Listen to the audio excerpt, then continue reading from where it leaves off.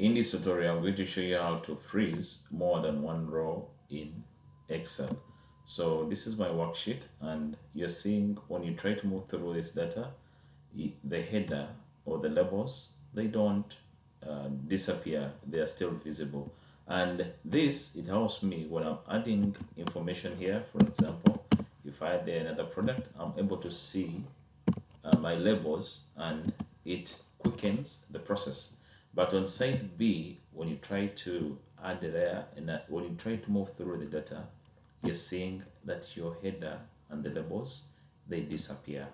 So, and in cases where I want to add in my data, I have to first go back up to see the column name. So let me show you how to freeze more than one row in Excel. The first step, what you're going to do, you identify the rows that you want to freeze or to make static. I want to make this 1 and 2. So just below the the rows you want to freeze, you select the cell on your right, on your left, as you're seeing.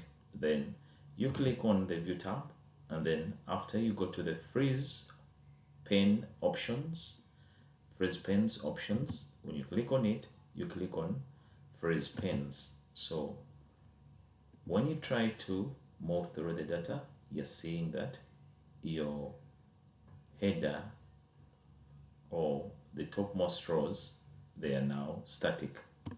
So that's how you're able to work with that.